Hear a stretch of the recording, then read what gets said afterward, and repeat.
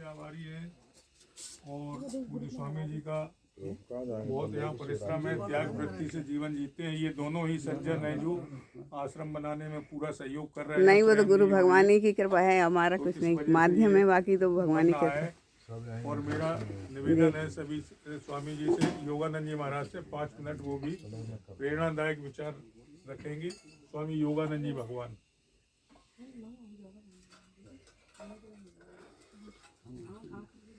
प्रार्थना है सभी महापुरुषों के चरणों में हम लोग के लिए, तो 2-2 मिनट आप बोल दीजिए हम, और जिससे कि हमारा ये आश्रम की ये वीडियो रहेगा थोड़ा समय तक, और हम इसमें यूट्यूब पे डालेंगे और सबको एक दिशा मिलेगी कि आप ऐसी जगह पर भी महापुरुष पधारे, और कृपा करने के लिए गुरु महाराज की बड़ी कृपा है। आप आए हम लोग की सेवा है ना जी। संतों के शरण में जाने से ही मानव को सदगति है।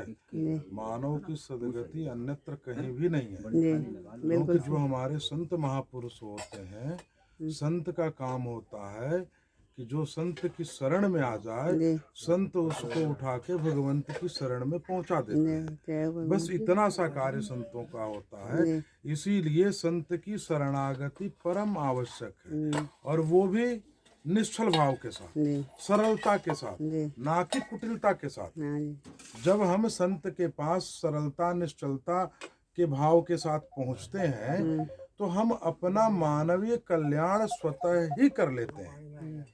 किसी प्रकार का हमें यज्ञ यजन हवन पूजन अनुष्ठान मंत्र जाप इत्यादि करने की जरूरत ही नहीं होती, क्योंकि हमारे संत महापुरुषों ने यही कहा है कि जब भी हम इस संसार में आते हैं, चाहे वो भगवान के रूप में, मानव रूप में अवतरित भगवान हुए हों, तो उनको भी संतों के शरणागति होना पड़ा, गुरु की शरणागति होनी पड़ी। क्योंकि कहा गया है कि राम कृष्ण जो हरि हुए, तीनहु ने गुरु कीन, और 3 लोक तारण तरण सो गुरु के आधीन। जो त्रैलोक्य का उद्धार करने वाला है, वो भी अपने उद्धार के लिए गुरु की शरणागति को स्वीकार करता है। तो इस प्रकार से हम प्रत्येक मानव को संत शरण में पहुंच करके संत की सेवा करनी चाहिए। क्योंकि भगवान श्री कृष्ण भी संत और ब्राह्मणों की सेवा के लिए रणछोड़ बने। भगवान श्री राम ने भी प्रतिज्ञा की कि मैं राक्षसों से विहीन पृथ्वी को कर दूंगा, और संतों के आश्रमों में जा करके सुख प्रदान किए।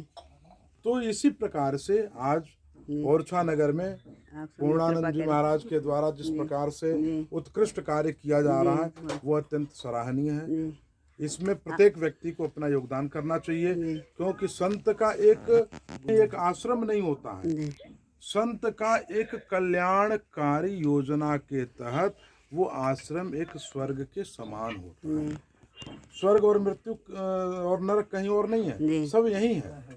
अगर हमारे जीवन में कलेश है, व्यथाएं हैं, तो हम नरक में जी रहे हैं। अगर हमारे जीवन में संत की संगति और कथाएं हैं, तो हम स्वर्ग में जी रहे हैं।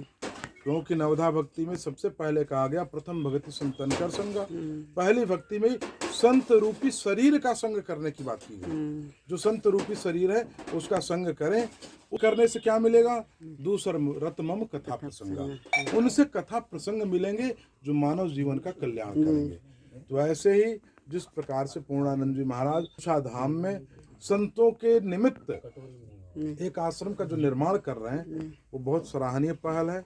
उसके लिए पूर्णानंद जी को जितना साधुवाद दिया जाए उतना ही कम है, क्योंकि ओरछा नगर में संतों के लिए इस प्रकार की व्यवस्था नहीं थी। तो पूर्णानंद जी के द्वारा जो पूर्ण की जा रही है, क्योंकि जथा नामम तथा गुणम, नाम भी पूर्णानंद है, तो संतों को पूर्ण आनंद प्रदान करने की व्यवस्था भी कर रहे हैं। इसलिए गुरु महाराज से यही प्रार्थना है कि पूर्णानंद जी का भविष्य उज्जवल हो, उत्तर उत्तर वृद्धि होती रहे, यही गुरु महाराज से प्रार्थना है। जी भगवान, धन्यवाद। आप सब महापुरुषों की भी ऐसी कृपा बनी रहे कि हमारे गुरु जी का जो आश्रम बन रहा है, सेवा करने की आप हम लोग को सबको सेवा करने का अवसर प्रदान करें, पधारें, और क्या कहते हैं, जो भी जितना भी हो सरल भाषा में आप सब हमारे लिए 2-2 मिनट सभी बोलें।